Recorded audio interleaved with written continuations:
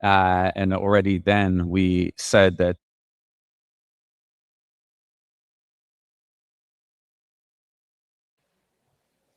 Cool. Hey everyone, I'm Yuval. I'm the co-founder and CEO of Digital Asset, the creators of Canton Network, which is a privacy-enabling layer one. So what we're going to talk about is the opportunity around stable coins and just generally speaking, assets on chain once you unlock the ability to do compliant privacy. So that's me. Cool. So those of you who have been tracking Vitalik have been very active recently, and about a week or so ago, Ethereum announced that privacy is freedom, privacy is order, privacy is progress.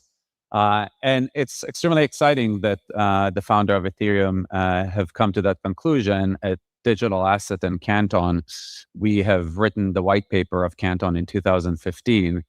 And already then we said that in order to unlock assets on chain, privacy is a must have. And why is it a must have? If we look at the market in 2024, we had $25 trillion worth of stablecoin pair trading. But if we compare that just to the revenue, not actual volume, we're seeing $2.5 trillion of revenue potential.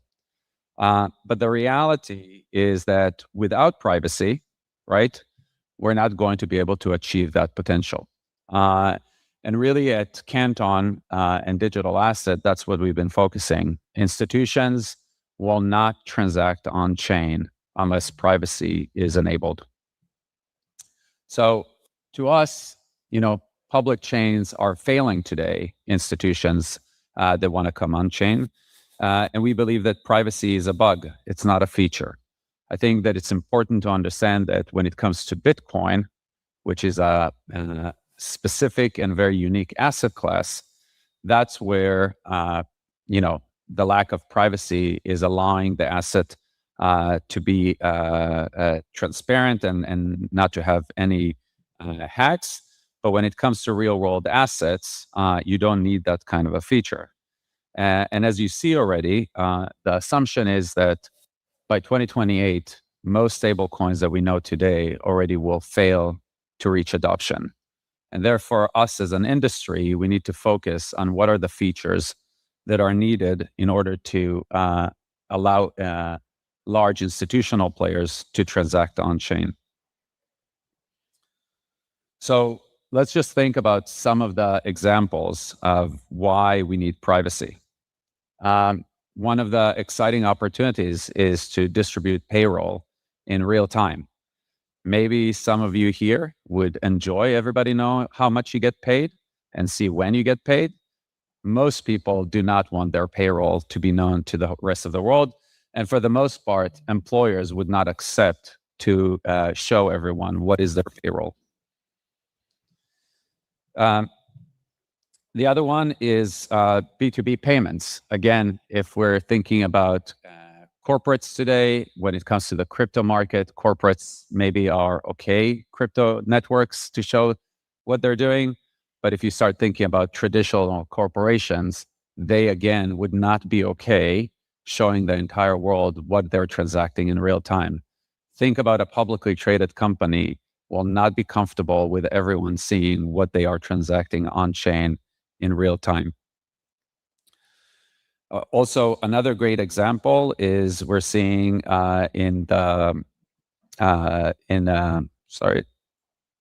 treasury management. So a lot of corporations today are very interested to use stablecoins to manage their balance sheet more efficiently. And as a result of that, again, they will not be okay with everyone seeing how they manage their treasury. For those of you who've been in crypto, you probably know whale watchers. Whale watchers are X account that look at everything that is happening on chain.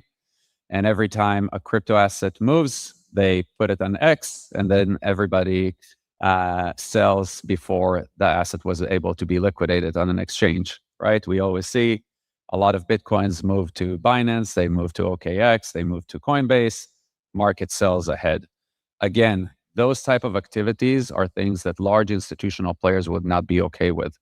And I think that if we solve for privacy, we can prevent these things from happening. And then just generally speaking, we will talk in a second. I think that what a lot of large banks and large scale institutions are very excited about is how to start moving to 24/7 financing. So for those of you who've been tracking, a lot of the traditional exchanges have been talking about moving to 24/7 trading. But the reality is that if you want to move to 24/7 trading, we need to be able to move margin 24/7. And again, if we want the large institutional players to participate in such activities, we need to be able to solve for privacy. Now, I think that in the last year, we started to hear a lot of layer ones talk about privacy. And it's extremely important to understand that privacy is very specific when we talk about it in Canton. For us, privacy has to be compliant with regulation. That means that you need to be able to share information on a need to know basis rather than to solve for anonymity. And what I mean by that is if a regulator comes to an exchange or a stablecoin issuer, they need to be able to make sure that said stablecoin issuer have complied with all KYC AML rules. A lot of times what you will see, because most layer ones did not solve for privacy to begin with, they're hoping now that zero knowledge proof will be a patch that you can, slap on a layer one and voila, you have privacy. But the reality is zero knowledge proof is not compliant. It's a black box that doesn't allow the issuer or the regulator to actually see what is happening inside. And although it's a very exciting technology, my co-founder actually is one of the creators of zero knowledge proof. It's not compliant with regulations. And therefore, I think that that's an extremely important thing to understand the difference if you are a regulated financial institution. And as a result of that, as you can see, these type of regulated institution trusted Canton, we have over $6 trillion of assets already on chain. You will see more and more. A lot of people ask me, why don't you see this on rwa.xyz? What we're doing is we're asking some of our clients to actually start exposing the numbers. But again, that's one of the challenges with privacy. You can't just see everything that is happening on chain. So what you're going to see in the coming months is more assets becoming available on Canton, all the way from treasuries, equities, stablecoin, tokenized deposits, and many more. And what you're going to see is a lot of financing on chain, not just for crypto activity, but actually for traditional finance. And I think that the opportunity is huge. I mean, if you look at what we call eligible collateral in the world, there is about $260 trillion worth of assets. And currently, due to lack of mobility, meaning the inability to move these assets in real time efficiently, only 10% of these assets get used on a daily basis on average. So there are about $240 trillion worth of assets that we can bring on chain and use for better financing. About a month and a half ago, we did the first transaction where US Treasury were available natively on Canton. And I want to make sure everybody understands, not to mistaken it with tokenized US Treasury. This was not a wrapped US Treasury. This was an actual US Treasury held legally at the DTCC, which is the legal record of US Treasury in the US. And it was used to do a repo transaction, effectively a financing transaction over the weekend, where traditionally speaking, you couldn't be doing those type of financing activities. This is just a list of some of the traditional finance institutions that are already using Canton today. You can see there's different kinds of use cases, but really what we are very excited is that the network is already number 5 from on-chain fees. We've had 10x user growth just in the last month, and we have now 400 validators running on the network. And we're very excited that the coin of the network will get listed roughly within the next few weeks. But we're very excited to actually be working here in Asia. We're hoping to expose more and more of the clients in the next coming weeks and months. And we want people to come and build together with us. And I think where I will end is, I think that when you look at a lot of layer ones, it is really the miners or the validators that earn most of the tokenomics, not most, all of the tokenomics. When we built Canton, we realized that we need to make sure that we align our incentives with those that build on the network. So in Canton, the tokenomics actually get distributed between not only the miners, we call them super validators, but actually most of the tokenomics go to the app providers, those that build the apps, do the hard work of trying to get clients, develop new business models, so that the applications on Canton actually earn most of the tokenomics and also the users. And that have led to really nice user growth, app growth. And we would be very excited to partner with everyone here in the room that wants to come and build with us on Canton. So with that, I'll finish by saying thank you very much for taking the time.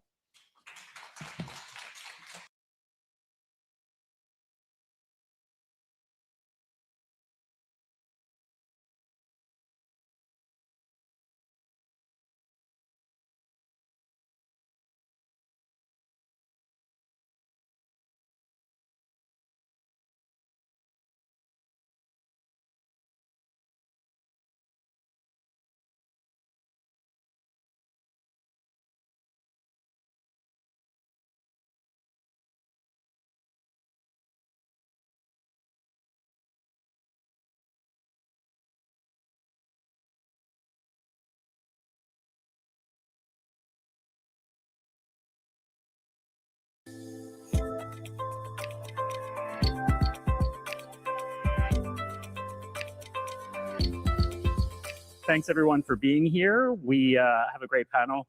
Today we're talking about money and assets going digital in ways that make payments move faster and safer. I'm going to talk about what's real, what's happening now, what regulations there are that are unlocking that, what regulations we'd like to see, and what's next. So before we get started, I just would hope for us to go down the line, introduce yourselves, and then we can get started. Sure. So hi, everybody. My name is Sam Tenkate. I'm part of State Street Investment Management, formerly known as State Street Global Advisors, or SSGA. And I lead I'm the head of digital asset strategy. Prior to that, I spent some time on the bank side of State Street. And then prior to that, I was in a management consulting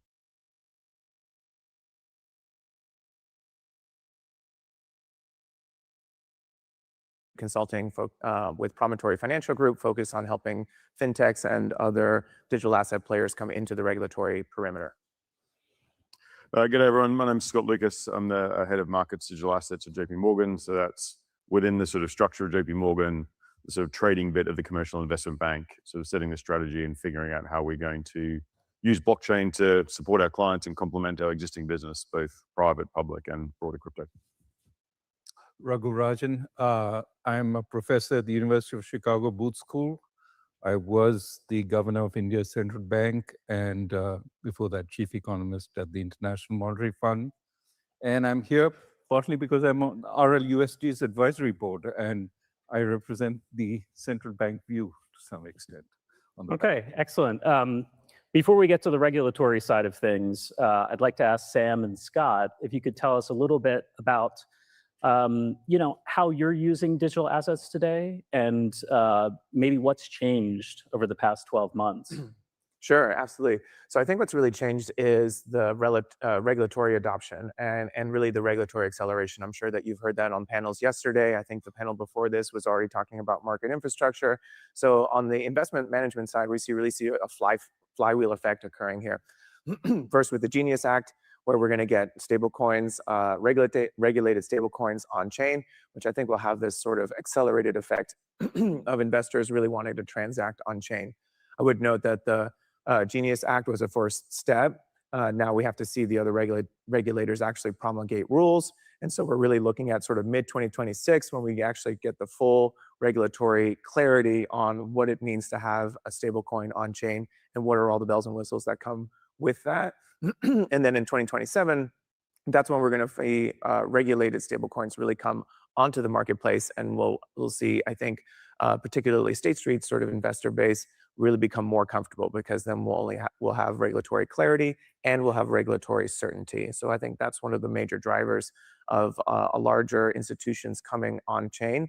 And then, as the other panel was talking about, market infrastructure is another key piece that's going to unlock more comfort on the investor management side, really being able to issue additional tokens on chain. I think we sort of see this evolution as first tokenized funds, then we'll see tokenized equities in partnership with what the DTCC is looking at and how they're looking at digital assets, and then potentially further down the line, we'll see things like tokenized cash flows and other things like that. So we're really excited about the composability aspects of digital assets and what that does to the asset management industry. Thanks. So I guess just to position it, this is very much, I guess, my perspective from sitting in the markets business, and there's a lot of different businesses under the JP Morgan umbrella. So if you think about Chase, you think about asset wealth management and some of the other components, like everyone's got a different view of what's next. But I think everyone across the franchise is probably in a position this year where we feel a lot more freedom to explore what the potential is. What does that mean within markets? I think for a few years, we've been working on trying to understand how we can utilize our own private blockchain, because that's really the space we've had to operate in, to generate value for our clients and sort of create some opportunities around liquidity transformation from overnight to intraday, thinking about how issuances might work. And that's been really helpful in a couple of dimensions. One, on the practical side, to make sure we understood what does sort of DVP, atomic settlement, really look like on blockchain, sort of in a environment we know. What are some of the legals that we need to think about? How does that structure work? But with a lens of then being able to extend that into a more open architecture and public blockchain over time. So we've really got the private blockchain stuff we've been doing for a while. We've been involved in the cash settle side of crypto for a while. We're extending our footprint there. We've got a reasonable sort of base of activity on that side, and we'll continue to explore how far that we can go down that side, and we can talk about more of that if you want. And then in between, I think that the new opportunity that we've been able to really look at this year is, if you think about what the opportunity set for public blockchain is, and Adina mentioned it yesterday about sort of pipes and plumbing and so on, there's some real opportunities there, but there is also, I think, a rare opportunity to really think about, is there a way to extend the depth and breadth of capital markets?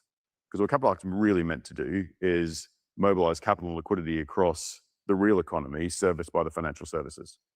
And if there's ways that we can take some of that friction out and maybe bring new products to market and extend that umbrella, that's really positive for the actual economy and drives growth. So it's something we'd like to explore. I think there's some real potential there. It doesn't mean everything moves that way, but there's some real potential there. And the other side of it is just from a cost perspective, we need to ask ourselves the question, and I certainly ask myself the question, is if I can use technology rather than run technology, is that a better outcome? Do we get to a point, if we can cross the risk threshold, which is a big if, by the way, of using public blockchain in a more extended way, is that better than running our own technology, managing that, having the data centers, et cetera? So there's a question there that we'd like to explore. I think there's a lot to work on both, but it's good to have the breathing room to do that now. We've gone from a restricted to a more permissive environment. And I think you'll see more products come to market as a result of that sort of freedom. So this all sounds very conceptual and experimental, but I'm wondering if you can speak to what might be in production today and how you're using blockchain technology. So I can start. So we actually did a partnership with JP Morgan, where JP Morgan issued a corporate paper on the Connexus blockchain, and then State Street Investment Management was the purchaser of that on their Connexus blockchain. We underwrote it. OCBC was the issuer. Yep. No, it wasn't our paper. Just Sorry. Yeah, OCBC was, and you facilitated that. Right. And then State Street Investment Management purchased it on Connexus blockchain. And I think that was really a kind of a cornerstone where you had a third-party custodian come in and then a third-party purchaser come into and operate on your blockchain. So I think that was a great proof point of the technology's promise. And then to sort of further see that accelerate is definitely something that we're looking towards. On the IM side, we also sort of think about it in two ways. One is we want to bring crypto and digital asset industry exposure to our traditional customer base, and that's largely through ETFs. So we have HECO, DECO, TechX that are vehicles that allow our traditional customer base to get some sort of exposure to the digital asset industry. So that's on one side. On the other side, we're looking at tokenizing some of our funds in order to be able to reach a new investor base, or that is the wallet-enabled investor. And there, we're still working on that. I think we'll have some exciting announcements coming soon. And that's really a different way to use the technology to reach a different type of investor that is now starting to move on chain. I think it's still early days, very much early days. And we get a lot of inquiries about interest in digital assets and how to operate on blockchains. But we certainly think that that's where the market is going. I think, Sam's point about that partnership, I think is a really key one about what the next phase looks like. So we've done that on the digital debt service. I think it's natural extensions to bring more components to that. And we are now working on a project where we should see some of that CP issuance on public blockchain settled by stablecoin, digital custodian this year. We're working with partners to get that done because we really do want to pressure test that. Like what does a wholesale flow of a stablecoin look like? How do you mint and redeem that very, very quickly? What's the process? And for each one to be able to do that in the timeline that clients need and with the liquidity treatment that we expect. So there's some work to be done there, and that's an active project we're working on. But also on the liquidity side, when liquidity transformation, and we've used our own blockchain for a long time on this intraday repo product. We put a couple of $1 trillion through that in production, which is a pretty small number for repo, but a decent number for sort of blockchain trading sort of in a regulated way. And I think that's already extended to a wider set of participants. So we've partnered with a company called HQLX and Onera, or two companies that have enabled us to take collateral from a different type of technology, a distributed ledger technology, and face a Ethereum compatible technology, and orchestrate settlement across those two things, securities in one and cash on the other. And we're now actively working to extend that further to have some trading venues, be able to provide liquidity screens where we can go and trade intraday repo, and we can add other cash sources, including stablecoins. So we're exploring the role of USD in that and see how we can then, again, extend from purely private into a wider set of connected blockchains, inclusive of public blockchain activity. There's a lot to do. There's around legals and regulatory side, but we can see a view of getting that done in quarters. So there's that partnership and I think collaboration across the market is starting to be realized. We can compete when it's mature, but for right now we need to collaborate. Okay. Raghu, I want to throw it to you. We've been talking a lot about policy and the regulatory environment, specifically from a US lens, but I want to zoom out a little bit and ask you how governments and central banks are getting involved, where they see their part in this conversation, and really what risks they're trying to deal with. Absolutely. Well, first a comment. I was at Swell maybe 6 years ago in Singapore, and I see a lot more suits on the stage this time around. I don't know if that's a good thing or a bad thing. But I think it reflects the greater formalization of the whole process. And I think if crypto is really to branch out, it has to integrate with the rest of the system. And that's where the central bankers come in. Because while it was a small play on its own, they sort of looked away and hoped it would go away. And it's not gone away. And as we talked about yesterday, there's so many opportunities to bring faster settlement, better use of collateral, more liquidity, more returns for people who have assets through these kinds of technologies. So I think they're starting to see, okay, we need to deal with this, and it's going to be integrated with our formal systems. Now, clearly, the first point they worry about is their own business, fiat currencies. Is this going to replace it? For some central banks, it will. We talked about central banks in countries which don't have good macro stability, volatile currencies. Stable coins are already becoming an alternative there. So that's certainly part of their business which is threatened. But also payments. What they worry very much about is the payment system be fully secure. If for a day you start worrying about payments, I mean, think of the kind of disruption there would be in the economy if that happens. So they're very worried about the integrity of the system, of allowing entities to join in whose integrity is not wholly sort of secure. And they worry about new technology, which they don't understand. A lot of concern for a long time about forking. Is that going to be a big issue? And it's still an issue with some of them. So essentially, they're sort of trying to catch up. They would love it if this was really small, and they could continue with sandbox experiments and hope that everything gets resolved there. But it's not. It's big. And that's why the interconnections become so much more important. The first sort of reaction is to impose such strong regulations that there is no interconnection. Capital charges for doing this or for doing that on the banks are so high on some activities that you won't start. Now, you got to talk to them and say, look, there's no point legislating this out of action. You do need to engage with, and this could reduce risk. That's the big sell. This is going to reduce risk in your system. Why don't you try it? My sense is the easiest sort of attack point here are central banks of small open economies, Singapore, Hong Kong. If you increase the size a little bit, the UK.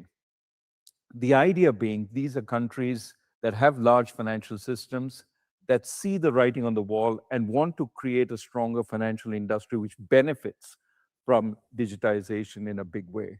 And I think these could be the sort of Trojan horse, which sort of gets into the banking system. That said, central bankers are sort of exploring in a strong way. The BIS in Basel is where they congregate, where they talk about all this. I think the United States can play a very positive role in encouraging this process. What is important is dialogue with some of the other big players, China, for example, and so on. Got it. We were talking backstage a little bit about how all these different rules fit together. Scott, you had a take on this. I'd love to have you bring it to the stage about, how regulations in the U.S. are kind of setting the stage for what other countries might follow. Yeah, I think the tone here has been really helpful sort of globally. I think there's been a lot of there's been a change in the demeanor, I think, in a bunch of different countries around like, hey, well, we'll see where we can take this to, let's see how fast we can follow the United States, which is great because it kind of means that there's at least some sort of harmonization of the thought process, which is good. But it then does become contingent on the United States actually moving. And then there's also like, once that happens, what existing regulation exist? Like we talk a lot about, new regulations is really helpful. We can do all these things, but actually there's a whole bunch of like rules out there already that actually will bump into this. And just because there's a new regulation doesn't mean the old one doesn't matter anymore. And we've seen a few examples of this in Europe, where there's specific regulations that sort of buried 3 levels below what you would normally expect. And even though there's MiCA and the pilot regime and e-securities law in Germany, there's some challenges doing stuff in Germany with e-securities when we move collateral. Like that still exists. You can't get around that. Even when we get to the point where there's more capability for banks to be involved in crypto in a like actual sort of spot and trading rather than sort of cash settle side, the Federal Reserve Act prevents commodities being traded by bank held broker dealers offshore. That's a law. That's not going to change. So either it's not a commodity, which that's not going to be reclassified, or we need to get exemption to be able to do that. So there's a bunch of existing things that even though there's great freedom and opportunity coming, it still has to be worked through the existing regulations. So that I think is one of those things that naturally sort of extends the time horizon of the growth opportunity beyond sort of quarters into sort of years, I guess. Not lots of years, but certainly longer than we would expect, because that does take a thoughtful change by a regulator. Because if you change the rule for one specific thing, thinking through the second and third order effects of that actually does matter. So crafting that appropriately, having it thoughtfully tested in a way is important. So there's some nuance there that, even though I agree with you, like there's some really good stuff coming and United States is leading it, we do we do have a very deep book of rules that we need to follow already. Unless Sam, if you've got other things. Yeah, no, I absolutely agree. And I think when we talk about tokenization more generally, there are a number of different rules around the US capital markets that really bring that investor trust. And so, things like Reg NMS, the national market system that allows for consolidated pricing about buy orders from different broker dealers. How does that work in a decentralized fashion when you're using an automated market maker that's really a mechanically deterministic way to do pricing? If you're, how does the role of the broker dealer potentially change in terms of suitability and price discovery if the broker dealer is not necessarily in the chain of investment? I think there's a number of other outstanding things about tokenization in terms of what you see, some of the pilots that are being done right now in terms of using SPV vehicles to issue a token for an otherwise listed equity or fund. And if one institution tokenizes a existing ETF and then another industry, another corporation issues another version of that tokenized asset, are they fungible? I don't think that they would be.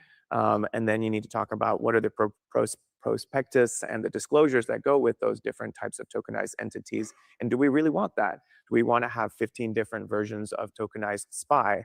And does that sort of complicate the marketplace and make that a deterrent for the investor to really understand what they're getting when they're investing in something like a tokenized entity? So I think there's still some rules to be figured out. That some of that will come with the market infrastructure bill, and then some of the rules that will be promulgated by the SEC once the Infrastructure Act is passed. And these are not small items, right? I think the market has spent the last 60 years or so trying to move away, for instance, from bearer assets. And we have registered assets that are in the DTC's depository.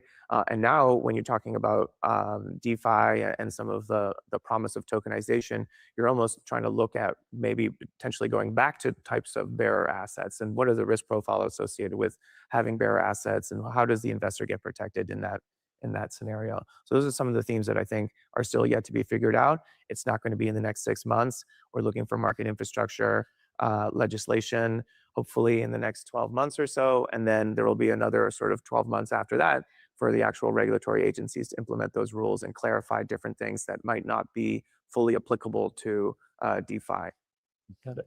Raghu, you mentioned earlier about how some of these governments had seen the crypto industry as being separate from, the broader traditional financial industry. I'm wondering what State Street, JP Morgan can do in terms of getting them comfortable with some of these innovations that we're talking about. Well, I think the fact that they're engaged itself is very positive, right? It sort of adds a certain amount of respectability and their entire sort of experience of regulation and compliance and so on is brought to the table. I do think there is a process by which the crypto industry moves ahead, and then there's a catch up, but it doesn't move too far ahead. One of the worries is there's a big event, which then SARs the whole political establishment on this, and then things go back 5 years, 10 years. Now, remember, the US is probably in the forefront of experimentation, the willingness to allow this kind of free-for-all. Other countries are not so forgiving. Something like an FTX in another country would have meant the death of crypto for a long time in that particular country. They're far more worried about downside risk, while in the US, there's far more of an appreciation of upside risk. And so willingness to take some of that risk because of the value. So what I would say is what we do need to do is learn what needs to change and then periodically get an omnibus bill which sort of deals with those changes. But be careful about moving too fast, too quickly. Let's get the experience, move ahead some more. And I think that's how you get the integration, not just in the US, but across the world. The other thing I would add to that is that, everybody talks about regulatory clarity, and that's just the first part. The second is legal certainty. And in order for us to really be able to issue tokenized versions of our funds and make those available on chain, we need legal certainty. And that really comes with the promulgation of rules from all of these different agencies. And I think, you mentioned legals is a big part of this. There's a lot of questions about that when you have a tokenized version. What is the rights of the investor, and how does the investor feel confident that they know what they're getting when they're purchasing these things on chain? And it's different in wholesale. Like I think it's great that at least we've got an environment now. Personally, I think it's great we've got an environment now where we can have a bit more open innovation that actually forces the argument for the broader financial sector to ask itself the question. Whereas previously, like that wasn't even really an opportunity to ask ourselves the question, like how far can we go and how far should we go? Now we can at least have that conversation. We come up with our own risk appetite and sort of push into the area we think supports the clients in a way we think is the right way to do that. But it's really different. If you've got a retail franchise, and like I don't know about you guys, but like if I log on to a, Kraken application and I've got to accept the terms and conditions, like a tick, yep, don't even read them. Like at least what I should do is download them onto ChatGPT and say, are these okay? Should I? But I don't even do that. I just go tick. Like if JP Morgan sort of goes into a trade with a counterpart under any structure, we read everything. Our counterparts read everything. Our lawyers and their lawyers then argue about this stuff for ages about like why in this particular, and that's really good, by the way, because the underlying LPs that are doing this, like you and me who've got money in our 401ks or some sort of fund that you invested in, that if we don't do that, you lose it. So it's really important that conversation happens and happens in detail. And so I think, having that two gears of like, let's pull ahead and innovate to a point where we get to see some like new opportunities in how capital markets will work, but also having sort of like the break of the reality of what it takes to get things done in the wholesale markets will hopefully balance out where we get to a good space where you get that change, but you get it done in a way where, to reconcile, like, if Mr. and Mrs. Brown in the middle of America like lose all their money because there's been some crisis in related to digital assets markets, is their congressman or senator going to vote for the next bill that says, yeah, like I'll support that? Like that's the sort of the way we need to think about this and getting it the right balance with the right amount of protection, with the right amount of innovation. And I think we're getting there. Like there's work to do, but it does feel like it's starting to evolve that way. I certainly hope so. And I think in 2024, a lot of the discussion was about private chains and consortium chains, and it was really limited to that. And now with the change of administration, it's not like we're talking about private, public, and consortium chains. We're talking about the value of the actual blockchain. We're talking about how the consensus mechanism works. Do we have faith in the consensus mechanism? Does the node validators and the dispersion, does that offer different value propositions in terms of resiliency and speed and cost? So we're really changing more to looking at the actual features of being able to issue on different blockchains rather than talking in sort of the more high level, is public really safe versus private? And does it need to be such a binary in the conversation? Which also goes to the regulatory side, right? Once they have a better understanding, trying to differentiate between the resilience of different kinds of blockchains and according different risk weights to them and so on is going to be part of the answer driving us to a safer system to some extent. So they will get into the act. Right now it's sort of all blockchains look equal. They're either permissioned or not, but permissionless, but we sort of treat them in two buckets as opposed to many buckets within each one of those. And that, I think, that comes with learning. And so engaging with the regulators, trying to tell them what is going on, and they will learn, and I think they will differentiate. And I think you made a point around the 1250 surcharge, right? And that's not really, it's cost prohibitive in a lot of ways for really any kind of financial services to come into that space. So I think, we're watching the Basel Committee. I think they indicated that they would be open to reviewing that guidance, and maybe it shouldn't just be 1250, it should be risk-based, just like much of their other guidance. And so I think we're seeing encouraging signals at sort of a global level as well. Now, whether each of the different jurisdictions adopts those rules in a different way is another question. But I think, again, more promising signals for seeing real, true, large institutional interests coming onto these different blockchains and embracing tokenization. When you talk about the global picture and how different jurisdictions are viewing this.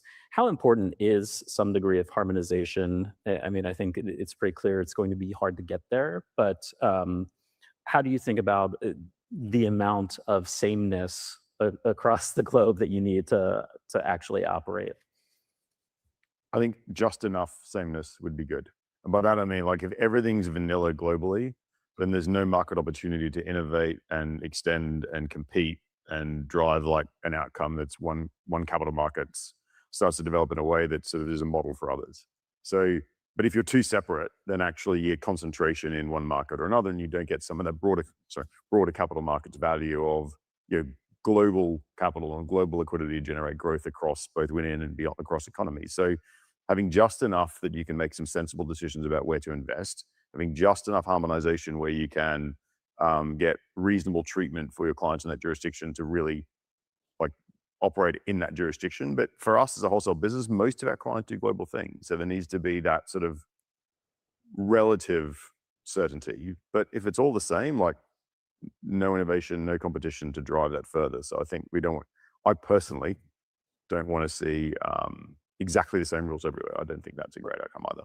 It may also be that in some products, having differentiated sort of rules can actually help. So think of, for example, one of the big concerns is weaponization of payments, right? That's what a lot of other countries are worried about. Well, if you have a US dollar stable coin and all the reserves are in the US, it certainly helps to have a common, it's efficient. But other countries are worried that it's all in the US. They would rather that it's a US dollar stable coin with reserves in Europe or reserves in India, so that in a sense, they have some control over it. It's not completely at the mercy of US authorities. So fragmentation there can be helpful in reducing sort of political concerns. Now, which way do you go? You want sort of efficiency, but you also want to make inroads into other markets where there's a concern about using sort of US assets. Those are the kinds of debates we will have going forward, given the world we live in. And I would add to the stable coin, stable coins are global in nature. They're available everywhere. The question is then, is a stablecoin have to be licensed in each of the jurisdictions in order for that investor to be able to use it as a form of payment to subscribe and redeem into our types of funds? Or is it that it's licensed in one particular jurisdiction and that's enough for any investor to be able to use that stablecoin if you're subscribing and redeeming into a, for instance, US domiciled fund? So I think there's a lot of still outstanding questions about sort of the global nature of digital assets and how that fits into. All righty, what is going on, everybody? Welcome back to another live stream. I don't have too much more time today, so we're going to pick one more stream on the Ripple Swell video breakdowns that just went live. That's kind of what we're dabbling into as of right now. As always, all of this research can be found inside the private CyberX Discord. I told you guys that throughout the week moving forward and then heading into 2026, myself or Aqua will be streaming some of the content that is within inside the private CyberX Discord and the research channel, so that way you guys can get a peek into how much information is within inside the Discord. So we're going to tap into one more. The one that we were just watching was the maturity and digital asset adoption video here. And all these panel discussions from the Ripple Swell that just launched publicly, so you guys can go back and watch all these. This is obviously, of course, a conference that took place earlier on this year. I'm thinking about doing unlocking the future of prime brokerage and clearing with Ripple, or institutional custody and tokenization with financial institutions. Which one of these two do you guys want? You want institutional custody or unlocking the future of prime brokerage? Let me see in the chat, you guys. One or two. One or two.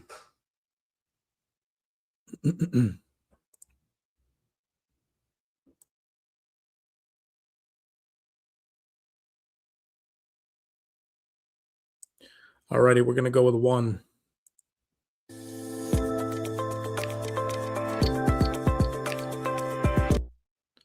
Dang, you guys said two. All right, let's go with two then.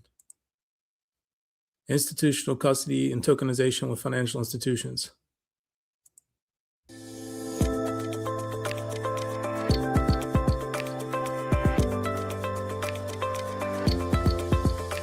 Thank you for joining this afternoon. So I think we can all agree the conversation around digital assets has fundamentally shifted. We're no longer debating if institutions are going to adopt this technology, but the real questions are how fast and with what infrastructure. And when you think about tokenization, we've really seen this really move from theory to reality over the last couple of years, with a big wave of institutional adoption. I think the market cap sits at about 35 billion, maybe just shy of that if you eliminate the stablecoin volume. But frankly, I feel like we're only just scratching the surface of what's possible here. And I am honored to be hosting this panel with 3 industry leaders who are not just sitting there waiting for the change, they are actively leading from the front and making it happen. So I'll just hand over for each of the panelists just to give a quick introduction. Ryan, why don't you kick us off? Thank you. Ryan Rugg, Global Head of Digital Assets for Citi's TTS business. Been with this organization for 3 years, but been in and around this space for a decade now, so have seen multiple ebbs and flows. Prior to that, worked for IBM.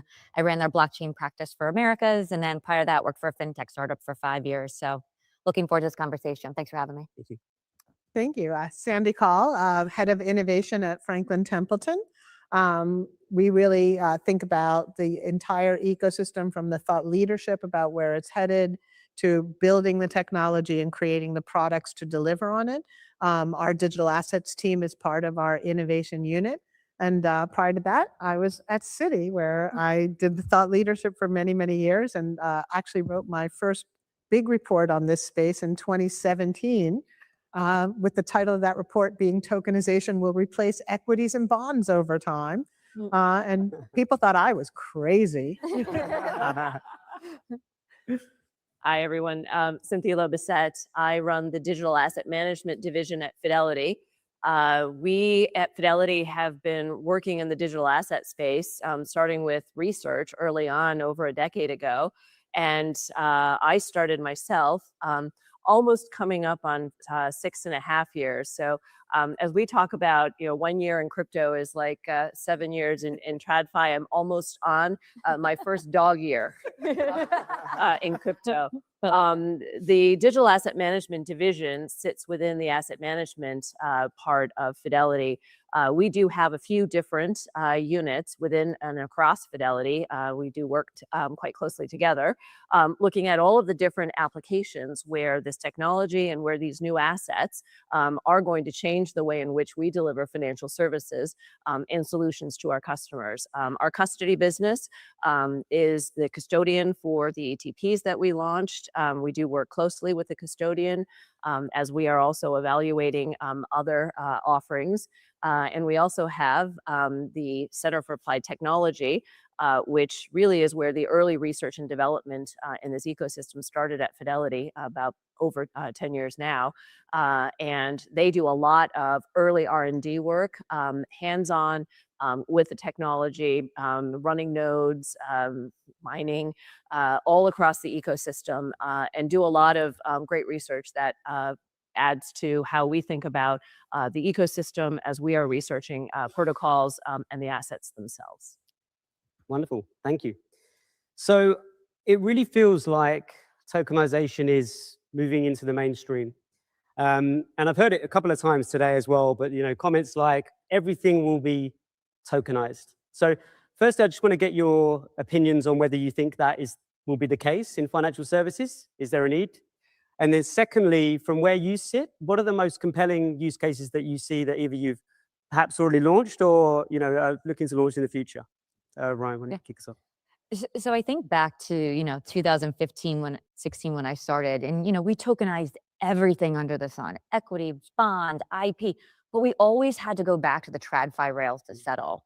So when I joined Citi, if we can't tokenize fiat, which is arguably one of the most simplistic assets, how are we going to start tokenizing other assets? So that's where I started on the journey at Citi, is really being able to tokenize deposits in this case for our large multinationals. So the pain point that we're trying to solve is, we're in 90 plus countries, have 19,000 clients that, move money around the globe, daily, hourly. but they have to forecast for, market cutoffs, banking hours, weekends. How do we remove that, latent liquidity from the system? So what we rolled out last September was, City Token Service. We launched it in our largest money hubs. So roughly now we have, 85% of our USD flows between the US, UK, Hong Kong, and Singapore, where now clients can move money, weekends, holidays. So if it's 5 p.m. in New York on Friday, it's 5 a.m. in Singapore. Typically, our large treasurers would have to kind of pre-fund their accounts in Singapore. So really focused on that. So I think, as we start to scale this and move into other tokenized assets, but like this way, removing that friction with the fiat world. So it's an interesting question, right? I do believe that everything will eventually be tokenized, but the reason that it's going to all eventually be tokenized is actually more foundational, right? Because we have been in a world where we all have tons of accounts, right? You have a checking account, a savings account, a brokerage account, an insurance account, a healthcare savings account, a 401k account, right? You have a million accounts. That world is going to disappear, right? We're going to move into a world where everything becomes centralized in a wallet, a cryptographically protected wallet where all of our assets are going to be aggregated. And this is why they need to be tokenized, right? So that they can sit in the wallet and we can start to optimize and have that aggregation, not just an aggregated view, which is all we're capable of doing today, even with all the technology that exists. We just aggregate the view across all of our different accounts. We're going to actually have real aggregation, and these assets will sit side by side and be interoperable. And this opens up tremendous new opportunities for how to use those assets, how to create passive income from those assets, how to create active income from those assets. So it's an exciting new vision. But to Ryan's point, unless we can pay for things, we can't get to that vision. And so I do think that from Franklin Templeton's perspective, paying for things is, our job as an asset manager in this cash management layer, which is being able to manage the tokenized money market funds. So Franklin Templeton was the first firm to tokenize a money market fund. We did this back in April of 2021. And we have been running that fund 24 hours a day, 7 days a week, 365 days for 4.5 years now. So very exciting. We have expanded the blockchain-based system we built to run our funds on. We're now across 9 different blockchains. We interoperate across all 9 of those blockchains, public blockchains and 1 private blockchain, so 10 chains in all. Like Cynthia and the team, we believe you can't operate in this system if you are not part of the network. So we also run our own node operations. We do our own trade verification. And we're running our own patented wallet system, which has enabled us to create new types of functionality that never existed before. And we are actually running our product as digitally native on chain, and that allows us to settle in real time. So I'll talk more about what we do, but just to give you a sense, I think it's the wallet that's so key. And what we're doing is we're building into a future wallet-based ecosystem.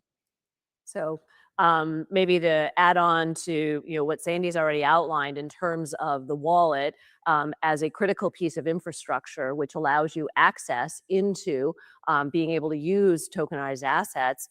As we think about what the financial ecosystem, how it operates today is through a fiat system, and that fiat system runs through traditional banks and bank operating hours. And what we are really excited about in being able to move assets on chain is a combination of access to be able to trade certain assets, not magic liquidity. We'll get to that, I'm sure, later in the conversation.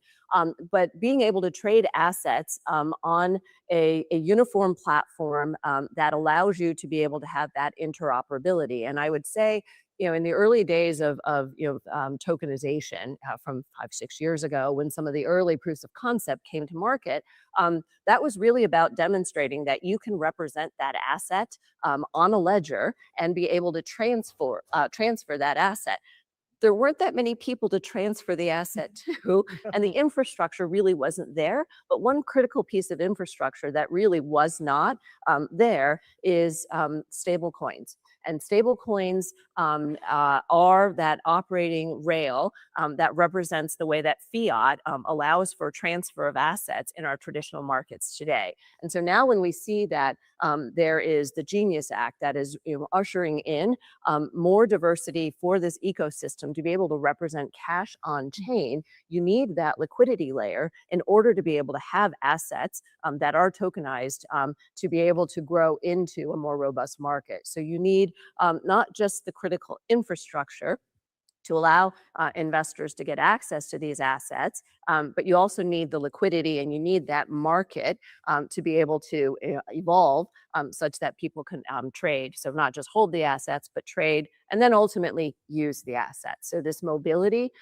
is also a key element for why it is that we are so excited from a asset management standpoint in allowing our investors to be able to construct portfolios on chain with a wider variety of assets to get to that level of hyper personalization, not just in your exposure, but your own personal liquidity management. And that is incredibly powerful when you think about your ability to control in that single account, how it is that you can think about short-term, medium-term, and then longer-term liquidity. Absolutely. I think we're observing that in the market. Tokenization and stable coins kind of go hand in hand, and it really does solve for those some of those early issues there. Sandy, you mentioned you launched the first tokenized money market funds on chain, so phenomenal work in 2021. Love that. But considering the inherent complexity of kind of large global financial institutions, I'd love to understand how you're developing infrastructure with a 75-year-old business with building for a tokenized future. Kind of how are you navigating that? Hey, we're the baby up here. These guys are kind of older.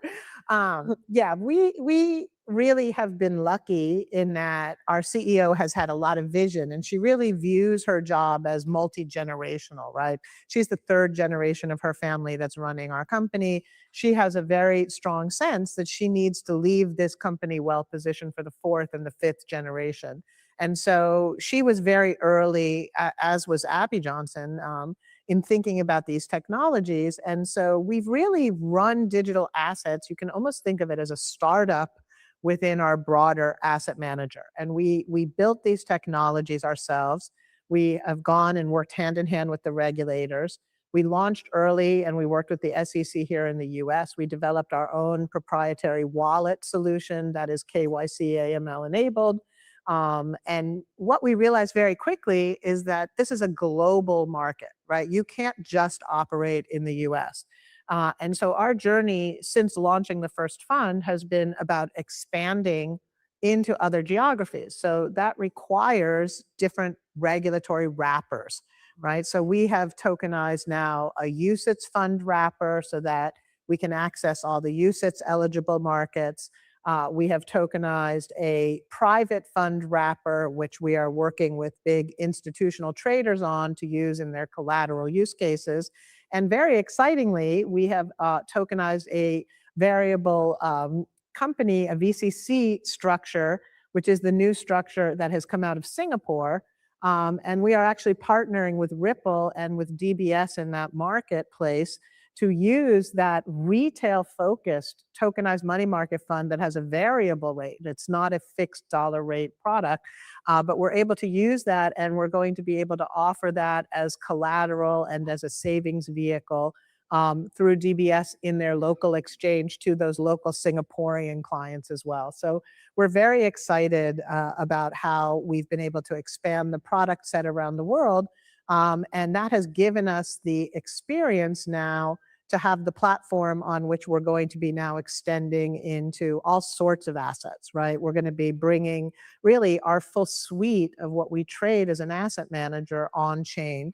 And that's going to bring this idea of the personalized portfolio, the hyper-personalization that Cynthia was talking about, into the wallet, into people's everyday lives. So it's such an exciting time to be working on this. And we're very fortunate to have great partners that are working with us. Awesome. I speak on behalf of Ripple. We're extremely excited in partnership with yourselves and DBS there. Ryan, Citigroup, one of the top 4 US banks. Always keen to understand how the approach you take when it comes to building infrastructure. Are you looking at, do you build, do you partner? What's been your kind of route to market there? Yeah, it's been like all three, right? Build, buy, partner. And I think about what City Token Service is, and that's kind of building out that foundation. And a lot of what you said, resonated. Like City's been around, as you said, 200 plus years. You're the baby on stage. Where like, how do we continue to innovate? How do we continue to drive change? And I still host daily stand-ups. I brought a lot of kind of like what I did from the startup world into City, where I have legal, compliance, risk, all the reg team, all of them on, like, what's in your epic? What sprint are you releasing? Are there any issues? Like really bringing that kind of approach, because it does take a village to move, with a highly regulated institution to move the needle and create new products, but doing it in a safe and sound way. There's a reason we've been around for 200 years, and there's a reason that clients trust us. And we just view this as a new set of rails and a new asset class that, as our large enterprises and corporates want to enter into this space, that we're going to service. But you have to take an innovative approach. So like that's in the build.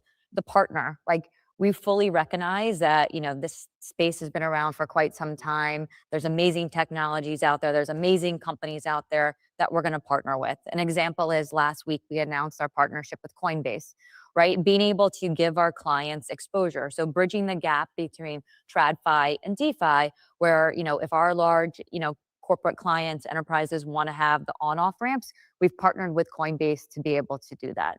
And then we also invest. There's several investments out there. Recently, we announced BVNK. We continue to invest in this space as well. So, the way that we've approached it for a holistic strategy, we have to be hitting in all three cylinders to truly be successful. I think we've certainly seen that, the convergence and partnerships to provide that quicker route to market, and maybe the infrastructure to be able to get that first step into the space. Cynthia, keen to come to you as one of the Fidelity, largest, most well-known kind of diversified financial services firms globally, serving millions of investors. I'm keen to understand, how does tokenizing assets on a blockchain differ from managing them in the traditional environment? Certainly as it relates to settlement. You mentioned earlier liquidity. So keen to dig in there a little bit more. So a couple of things around infrastructure. When we started building out the digital asset management business, now it's about almost exactly 3 years ago, we looked at it holistically from really two angles. One was this new emerging asset class. How do we give our investors and our clients across our platform access to this new interesting asset class? And delivering this asset in a traditional wrapper was a way to get sort of mass access to investors across the brokerage platform, and simplified our investors' ability to be able to get access to on-chain assets. And so we think about this path to the adoption of digital markets, through this lens of hold, views, and build. And so hold was bringing on-chain assets into a traditional wrapper to allow broad market access to these assets. That required some additional development across our back offices.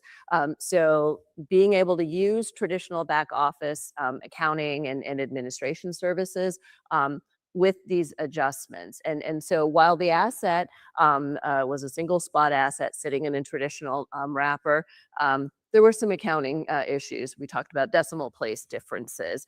For Bitcoin, which is 100,000 plus, if you only had 4 decimal places on the Bitcoin, I think it's a little bit more than a rounding error. So, so those are some of the things that we worked on to be able to add the enhancements. When you want those assets to be usable on chain, and this is now you've got either traditional assets that sit in an on-chain wrapper, which is the tokenized money market fund that we also launched about 2 months ago. There are some additional things that you need to think about from an infrastructure standpoint in terms of how do you enable this asset that is a traditional fund share to now be represented on chain. And not only is it represented on chain, but it needs to have utility on chain. And that's where it becomes very, very interesting, where you've got a mismatch with your traditional back office infrastructure that runs on batch cycles, whereas these assets are transferable all hours of the day and night. And so there is additional development that needs to be done in order to be able to support these on-chain assets. And we can keep going, where you now have these crypto assets that can be staked, and there are new transaction types and functions that these assets now are capable of to generate yield natively on chain. Our traditional systems are not set up to be able to support that entire life cycle, and so additional development there is necessary as well. Brilliant. Great to hear. So let's switch gears a little bit. I'm keen to. Did y'all just hear the lady from Fidelity confirm that they're upgrading their infrastructure in order to participate in staking and yield generation in crypto? I'm pretty sure that's what she just confirmed in a nutshell, to kind of put things into perspective. That is pretty insane that Fidelity just said that on stage. So take that into consideration as we almost are about to wrap up this particular video breakdown. Hear about the demand you're seeing. You're all building, for a tokenized future. Is it a build it and they will come? And I'm sure, as we've mentioned, it's moving to the mainstream. The volume is picking up. But are you seeing clear demand already from your customer base? And then has it allowed you to, extend users? Have you been able to gain new customers who maybe are looking at, your institutions as the innovators, and as a result, you're gaining new business that way? Ryan, why don't you kick us off? Yeah, so, I think back to the early days of CTS when we first launched, 3 years ago, I guess that's early days, to like where we are now. And, we're close to 100 clients and now processing billions, which in city terms is like nothing, right? I mean, we process 4 or 5 trillion a day. So we're just starting to really scratch the surface on it. But what's exciting is that's really started to shift is like last year, I feel like, we were pitching clients, explaining the technology, explaining why they should use it. And we've completely obfuscated the complexity of a blockchain, and that was by design. So our clients log on either via an API or Citi Direct with a UI to be able to access Citi Token Service. And it's just a drop-down box. They wouldn't actually know they were using tokens if its name wasn't Citi Token Service. But, we'll mint the token in New York, we'll send it to Singapore, we'll burn it. So for cash or fiat for fiat, it's synonymous to what they know. So and that was feedback from clients. There's no addition operational, there's no additional accounting, there's no additional, they don't even have to open a new account. They basically let their salesperson know and we enable it in the background. And that was all by design because you need to meet the enterprises where they are in their journey. But even with that, adoption initially was a little bit slow. Where I think now people are the whole real-time economy, making money kind of match the speed of the internet is becoming more of a realization. That's the way we're coming, this digital economy, and how do we start to adopt this technology? So I'd say adoption has definitely started to uptick on it, but we're just beginning on our journey. Of course, customers start to see the benefit. So there's a bit of a tipping point that you see there. Sandy? Yeah, so right now I call it a two-way street, right? So in our digitally native part of the business, right, where we've launched the tokenized money market fund, we have opened up an entirely new set of customers, right? We're working with the treasuries of the different foundations that are launching the blockchains. We're working in the reserves of the stablecoin providers. We're working with the derivatives exchanges to be able to post collateral for stablecoins, because you can get better haircuts and better rates if you're posting with a tokenized money market fund versus a stablecoin. So we're mirroring collateral there. And we've really been able to get into the institutional audience that is trading in the coins and the tokens and the derivatives of the crypto ecosystems. And that is a whole new audience. And for that audience, we have been making great strides. We've really been working in a digitally native way with them because we have had years to be building this technology. We do settle in real time. We do keep a real-time record of our register. We are a digitally native token, right? So we are able to do things that money markets have never been able to do. We're able to payout yield intraday. So if I hold my money market position for just a few hours of the day and I don't hold it at the close, today I don't get any of the interest in a traditional money market fund structure. But with our platform, to the point with Cynthia made around the extra decimal points, when you start working in these new technologies, there's new capabilities enabled. So we're actually able to calculate that share of the day's interest and apportion it perfectly to reflect the actual ownership record. So that's a whole new piece of functionality. Because we've built our wallet system and we have the KYC AML attached to our wallets, we're able to allow customers to transfer their tokens peer-to-peer, right? Again, this is not something that you can do with a traditional money market fund. So we've gotten great adoption. And now what we're doing is we're building product to help people who have a lot of crypto profits begin to diversify into traditional assets. And then on the other side of the street, we're taking the crypto products and we are creating exchange-traded funds and exchange-traded products and private funds for more aggressive investors, institutions. And we are bringing the crypto world into the still account-based structure to give them an ability to diversify their portfolios into the crypto world. So you've got crypto profits going in traditional assets. You've got traditional assets trying to get into some of the crypto profits, other than today. And therefore, it's still kind of very much a two-way street. It is an exciting time to be an asset manager, I would say right now, where we have on-chain investors who are interested in not just the ability to have Fidelity manage a tokenized fund or a tokenized product for them, but they are also interested in our other investment capabilities. So similar to what Sandy talked about.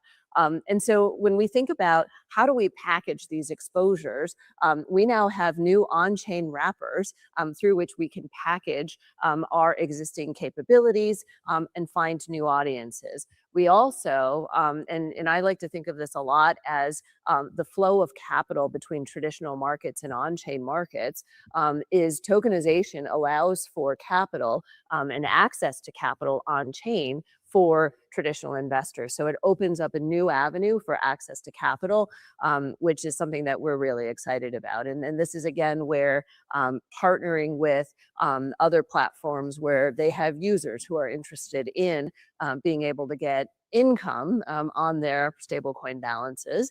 And we have products that allow for that, creating that interoperability and now seeing new client bases and new demands that this technology allows that facilitation to connect.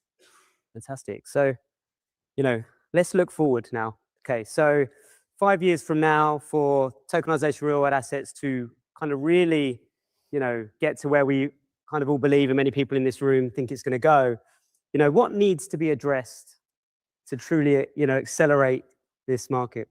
I'll start with you, Gameway.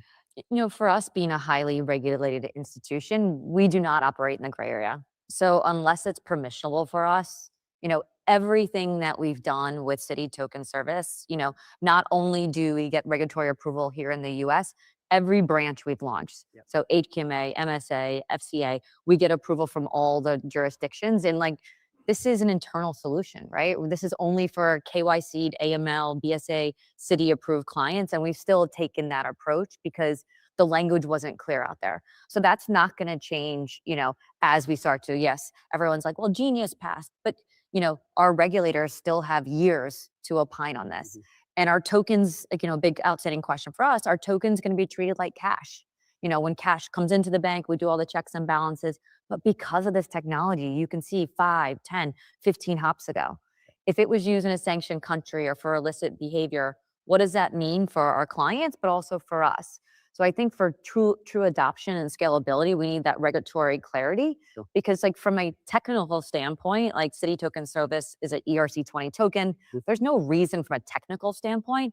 It's more from the regulatory approval and also, the safety and soundness that we can ensure. We're not going to go into something unless we can ensure that the safeguard of our clients' assets. Absolutely. We're taking steps in the right direction regulatory-wise, but yeah, we're moving. Still may take a little bit of time. Sandy? Yeah, I would say that, a lot of the things we can build fixes for, right? Cynthia's mentioned some things, Ryan's mentioned some things, hopefully we've mentioned some things. But, you know, there's certain things that we can't build our way out of. And one of them is the way that KYC AML works today in the industry, right? It doesn't matter that Ryan and Cynthia and I may have the same client and we may have complete confidence in all the documentation that we need to prove that that client is a safe counterparty. We cannot share each other's KYC AML. Right? Each of us has to individually go in and do our own assessment and certify ourselves. That is a huge drag in a system that's trying to work in real time. So as far as we're concerned, one of the biggest areas that I think we really need to revisit in light of new technology and new abilities is how can we use ZK, zero knowledge proofs? How can we use soul-bound tokens? How can we use the fact that now everything is going to be concentrated in public address listed wallets? How can we use these new layers of transparency to be able to update the approach to identity and KYC AML? Because we really need to be able to share and have instantaneous KYC AML for this system to really achieve its potential. I couldn't agree with that last part more. And if you extend the on-chain ID necessity in the nature of this market as being cross-border, but also these tokens are highly programmable.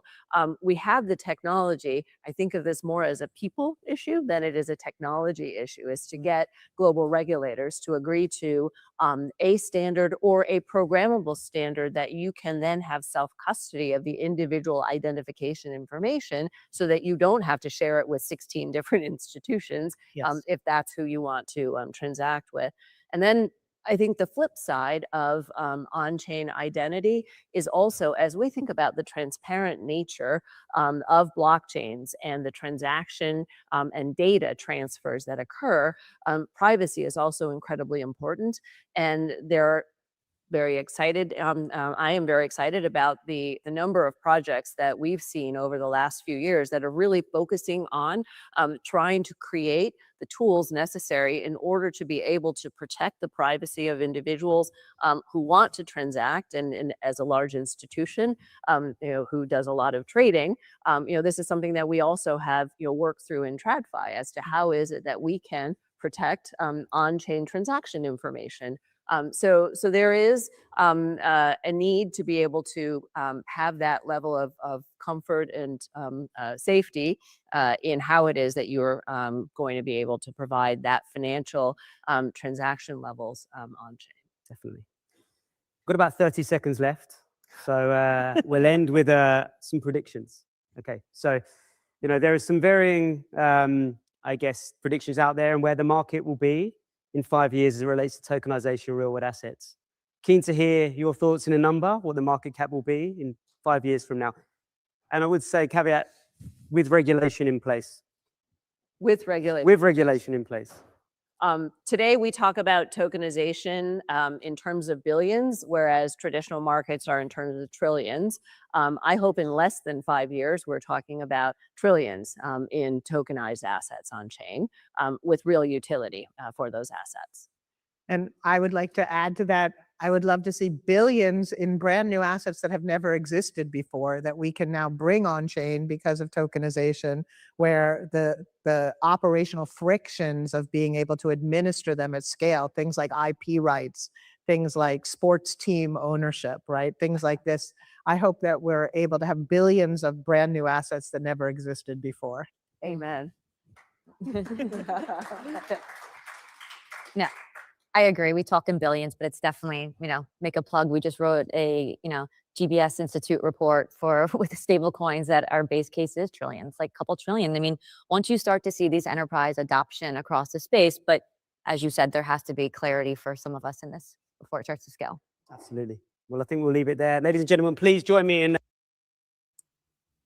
You know what I just don't get? Like, I mean, of course, we know they're all under NDAs and a bunch of stuff and regulatory restrictions. They can't say certain shit, but like, why they always got to beat around the bush like that? Like, my dude asked you a straight up question. Give me a prediction on what you think the market cap is going to be in 5 years. And none of them gave a straightforward answer. They were all just like, well, trillions.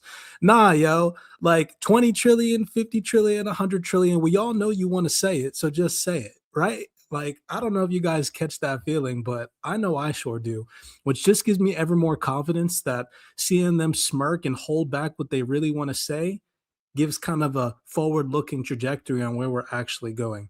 Nonetheless, hopefully you guys enjoyed this brief live stream. As always, giving you guys some of the realest information and research in the game. This is just some of the research that was shared recently inside the private CyberX Discord. As always, going over the panel discussions, the summits, the blockchain events that take place that nobody watches or goes over. Hundreds, if not thousands of them are shared inside our private CyberX Discord. All of the video breakdowns, the documents, the LinkedIn profiles that you guys should be paying attention to can be found in here. Head over to cyberxtrading.com. We'd love to have you guys and gals on the team. Happy New Year. Many blessings to all. This will probably be the last live stream before we head into the new year. In the evenings, rolling into the new year during the week, we're probably going to be streaming these video breakdowns live, going over some of these panels, taking a look at some of the clips via some of the high-end organizations and panelists that's set to take place on stage. As always, be cognizant to always go out there and do your own personal research. And I'll see you guys in the next video breakdown.